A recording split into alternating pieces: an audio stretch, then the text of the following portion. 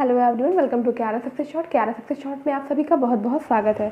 तो बेसिकली आज का जो वीडियो मैंने बनाया है UP triple S C lower 2 interview के लिए, और जैसा कि आपको मेरा थंबनेल दिख रहा होगा, आपको ये मालूम चल रहा होगा कि आज का जो वीडियो है ये है for the job of the store keeper.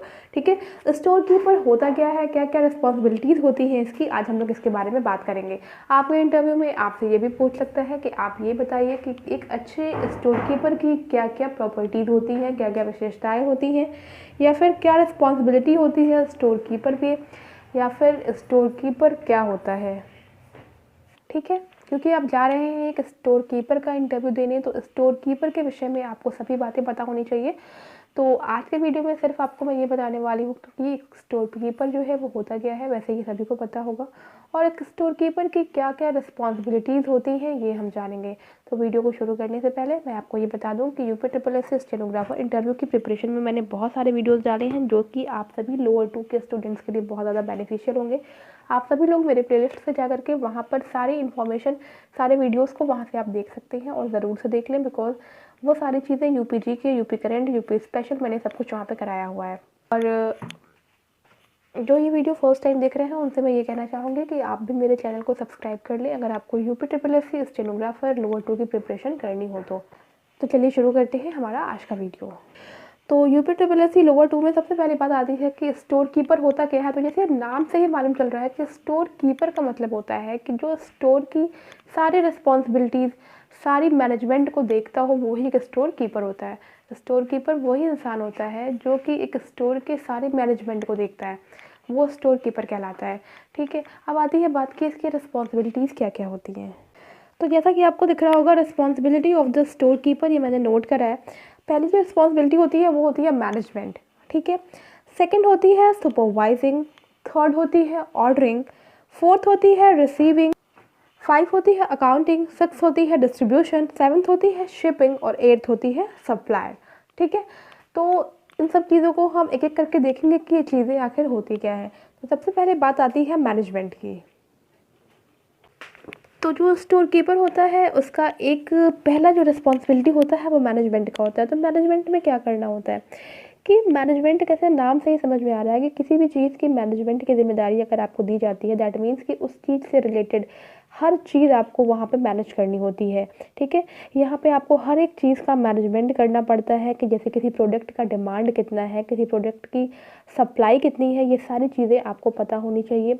ठीक है, क्योंकि अगर आपको पता रहेगा कि किसी प्रोडक्ट का डिमांड कितना है, ठीक है, तो कितना उसे इंपोर्ट करना है, ये सारी चीज़ों की जानकारी आपके पास रहेगी। और अगर इन सब चीज़ों की जानकारी आपके पास रहेगी तो ही आपका मैनेजमेंट जो है वो बहुत ज़्यादा अच्छा होगा और आप एक अच्छे स्टोर कीपर कहे जाएंगे। सेकेंड थिंग आती है सुपरवाइजिंग की। जैसा कि आपको पता है कि स्टोर कीपर मैनेजर और स्टोर कीपर सुपरवाइज़र। सुपरवाइजिंग का मतलब होता क्या है, किसी चीज़ की सुपरवाइजिंग करना। दैट मीन्स कि किसी चीज़ को किस तरह से, कितनी अच्छी तरह से आप हैंडल कर रहे हैं, उसको सुपरवाइज कर रहे हैं कि उसमें कोई कमी तो नहीं है। ठीक है, हर एक चीज़ का तालमेल बिठाना, हर चीज़ का सुपरविज़न करना होता है कि किसी चीज़ में कोई माल जो आपके पास है, जितने भी आपके पास माल रखे हुए हैं उसमें कोई कमी तो नहीं है, या फिर आपका जो सिस्टम है वो सही से काम कर रहा है या फिर नहीं कर रहा है। इन सब चीज़ों का क्या करना होता है, सुपरवाइजिंग करना होता है, और ये होती है second responsibility of the store keeper. Third आता है बात ऑर्डरिंग का।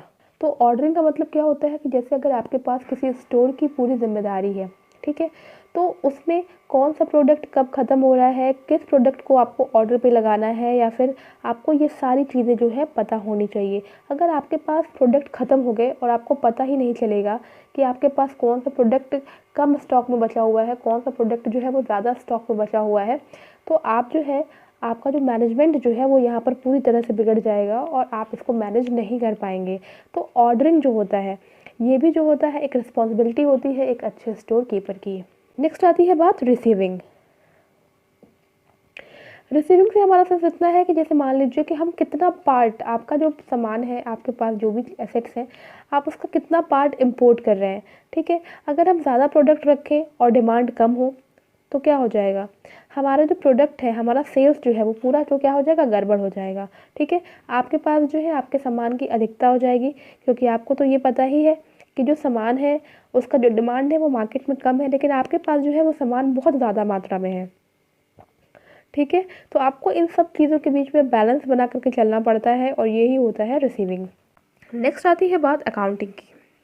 अकाउंटिंग जैसे कि नाम से ही समझ में आ रहा है कि अकाउंटिंग का यूज़ क्यों होता होगा स्टोर कीपिंग में। तो अकाउंटिंग जैसा कि मान लीजिए कि आपका जो एसेट होता है और आपका जो फाइनेंस होता है, तो एसेट और फाइनेंस के बीच में एक प्रॉपर मैनेजमेंट का होना बहुत ज़्यादा ज़रूरी होता है। ठीक है। अगर आपका एसेट और अगर आपका फाइनेंस, अगर ये दोनों चीज़ें जो हैं अच्छी तरह से मैच हो रही हैं, तो ही आप एक अच्छे स्टोर कीपर कहे जाएंगे। तो हर चीज़ के बीच में बैलेंस बना कर चलना, आपका अकाउंटिंग कितना ज़्यादा परफेक्ट है ये भी डिपेंड करता है आपका मैनेजमेंट कितना सही है और कितना नहीं है। तो ये भी एक रिस्पॉन्सिबिलिटी होती है अकाउंटिंग की एक अच्छे स्टोर कीपर की। नेक्स्ट आती है बात डिस्ट्रीब्यूशन। अगर आप एक स्टोर कीपर हैं तो आपको डिस्ट्रीब्यूशन के बारे में भी पूरी नॉलेज होनी चाहिए कि आपको प्रोडक्ट कौन सा कैसे कैसे डिस्ट्रीब्यूट करना है। ठीक है। जैसे मान लीजिए कि मार्केट में किसी पार्ट की रिक्वायरमेंट है और आप उसका डिस्ट्रीब्यूशन करते हैं। ठीक है। तो आपका जो डिस्ट्रीब्यूशन है वो प्रॉपर है कि नहीं है, सही तरीके से आप अपना माल जो है वहाँ भिजवा पा रहे हैं कि नहीं भिजवा पा रहे हैं, या फिर आपका जो सप्लाइंग सिस्टम है वो सही है कि नहीं है। ये सब चीज़ें जो होती हैं डिस्ट्रीब्यूशन के अंतर्गत आती हैं। नेक्स्ट आती है बात शिपिंग की, जो कि है आपकी स्टोर कीपर की एक और रिस्पॉन्सिबिलिटी। तो शिपिंग की बात, जैसे मान लीजिए कि आप अपने वहाँ से कोई सामान जो है वो शिफ्ट कर रहे हैं, तो उस पर जो है शिपिंग कॉस्ट लगता है, डिलीवरी कॉस्ट लगता है। तो आपको ये सारी चीज़ों को वहाँ डिफ़ाइन करना पड़ता है। ठीक है, कि कितना कॉस्ट लग रहा है, कितना डिलीवरी कॉस्ट है। अगर मान लीजिए आपने कोई सामान भिजवाया और फिर वहाँ से कोई डैमेज कॉस्ट भी आपको रिटर्न करके आता है, तो ये सारी चीज़ें आपको शिपिंग कॉस्ट के अंतर्गत जो है वो देखनी पड़ती हैं। तो इस सेक्शन में जो है आपको शिपिंग के अंतर्गत ये सारी चीज़ें आपको ये देखनी होती हैं। तो ये भी एक रिस्पॉन्सिबिलिटी होती है स्टोर कीपर की। नेक्स्ट आती है बात सप्लायर की। सप्लायर भी एक अच्छी रिस्पॉन्सिबिलिटी होती है स्टोर कीपर की। सप्लायर का मतलब यहाँ से ये है कि जैसे मान लीजिए कि आपको अपना कोई सामान सेल करना है, तो आपके पास एक टारगेट ऑडियंस होना चाहिए।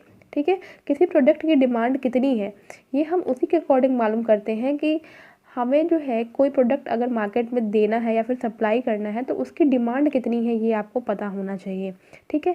और इस चीज़ को जानने के लिए आपके पास टारगेट ऑडियंस होनी चाहिए, तभी आपका सामान जो है वो अच्छी तरह से मार्केट में सप्लाई हो पाएगा।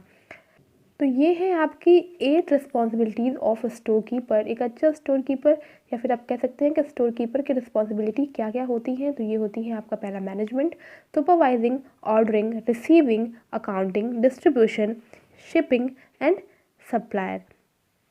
तो ये है कुछ रिस्पॉन्सिबिलिटी स्टोर कीपर की। ठीक है। इसी तरह से बहुत सारी प्रॉपर्टीज़ भी होती हैं और स्टोर कीपर से और भी किस तरह के क्वेश्चंस आपसे पूछे जा सकते हैं आपके एग्ज़ाम में, ये मैं आपको बताती रहूँगी। बाकी की चीज़ें आप स्टेनोग्राफर के इंटरव्यू के पार्ट से वहाँ पे कवर कर लें, जितने भी करंट है। कोई ज़रूरी नहीं है कि सिर्फ आपसे यही सब चीज़ें पूछी जाएंगी, आपसे बाकी चीज़ें भी पूछी जा सकती हैं। तो बाकी चीज़ों को आप साथ में अदर तरीके से कवर करते रहें। तो गाइज़, आई होप कि आपको वीडियो पसंद आया होगा। वीडियो पसंद आया हो तो वीडियो को लाइक शेयर ज़रूर से करिएगा और मेरे चैनल को सब्सक्राइब करिएगा। तो मिलते हैं अपने नेक्स्ट वीडियो में। Till then take care and bye bye.